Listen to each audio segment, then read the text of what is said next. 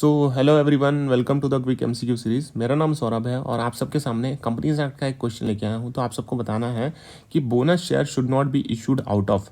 तो कहाँ से हम बोनस शेयर इशू नहीं कर सकते? Free reserve, capital redemption reserve, revaluation reserve, securities premium. तो सही उत्तर यहाँ पे है रीवैल्यूएशन रिजर्व। तो बोनस शेयर हम कभी रीवैल्यूएशन रिजर्व से यहाँ पे इशू नहीं कर सकते। सो अगर हम मीनिंग बात करते हैं बोनस शेयर की, तो जब भी यहाँ पे सिक्योरिटीज़ हम एग्जिस्टिंग शेयर होल्डर्स को देते हैं on a particular date fix by the issuer, मतलब रिकॉर्ड डेट, और विदाउट एनी कंसिडरेशन दे रहे हैं, तो उसे बोनस शेयर बोला जाता है, बोनस इशू बोला जाता है। And these are the companies accumulated earning which are not given out in form of dividend. यहाँ पे जो एक्यूमुलेटेड अर्निंग है हम उसे डिविडेंड के रूप में नहीं दे रहे, जबकि हम उसे कन्वर्ट कर दे रहे हैं into the free shares. Free shares में उसे हम कन्वर्ट कर देते हैं। So what is the sources of bonus share? Bonus share के 3 सोर्सेज यहाँ पे लिखे गए हैं। एक तो है फ्री रिजर्व, एक है सिक्योरिटीज प्रीमियम अकाउंट और एक है कैपिटल रिडम्पशन रिजर्व अकाउंट।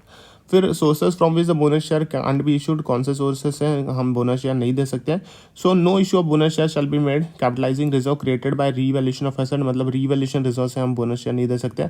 और साथ ही साथ कंपनी यहाँ पे शेयर इशू नहीं कर सकती, बोनस शेयर इशू नहीं करती in lieu of dividend. Company shall not issue shares in lieu of dividend.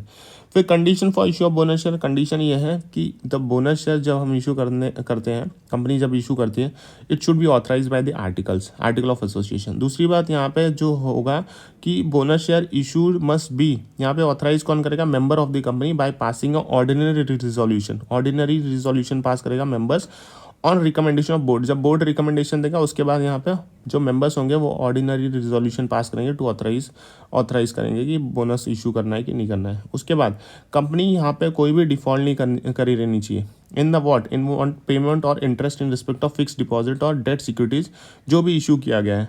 और कोई भी डिफॉल्ट नहीं होना चाहिए in respect of the payment of statutory dues. Statutory due किसका? Statutory dues of the employees such as a contribution to provident fund, gratuity and bonus.